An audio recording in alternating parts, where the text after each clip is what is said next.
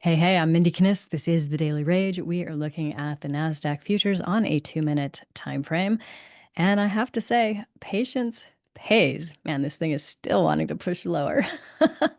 Anyway, so this is the open, strong bullish action right out of the gate. And while that looks really nice, for me, I always have a challenge with these very wicky candles. Like if they're gonna just jab up and then pull back, like that, that doesn't really work with my trading style. So this was a little janky, even though it was very strongly bullish. Then we entered what I call the 8 o'clock chop. It actually happened prior to 8 o'clock today, about 10 minutes before, but close enough. So we leveled out here. We hit an all-time new high right here. This was the most recent all-time high before that line. And then we ended where 23,112 as the high.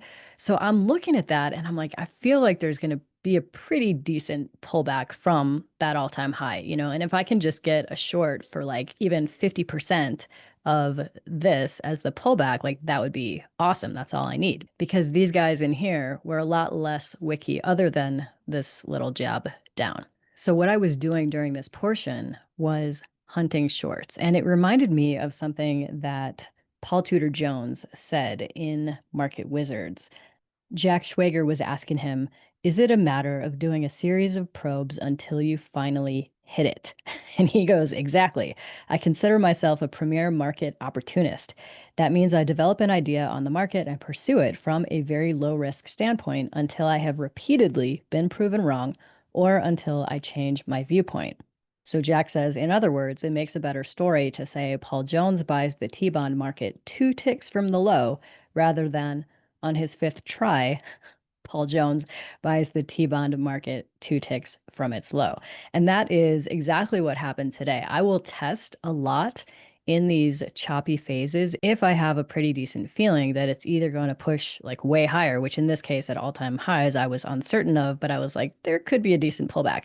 So I was testing the shorts, like this spike down, test, nope, got stopped out, pulled back up. Okay, great. And even in here, it got a little wicky for my taste. But once we got past around this level of support, you can see that patience paid off and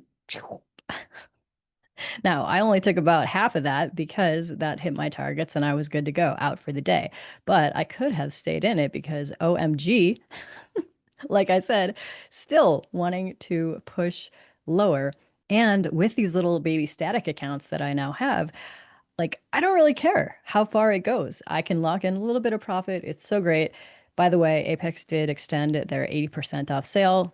Not that uncommon. They do that very, very often. But I also wanted to let you know that Mental Capital is starting tomorrow. Woohoo! We're so stoked because Hubert and I like to geek out on this stuff. I'm going to link you over to this page. It's lucra.com/mental capital, or there's a link down below. You can check out the video, see what it's all about. It does start tomorrow. The first call is tomorrow afternoon. Even if you're not able to be there live, it will be recorded, so no worries on that. You do need to become a paid member of Mental Capital. Mental Capital is essentially a newsletter, so there is a free subscription option. However, the upgrade is to come and hang out with us once a month and get premium psychology lessons with articles and videos. You'll get these monthly live webinars with both me and Hubert Centers. I'd love for you to join us. I'm Mindy Kniss. Thanks so much for watching.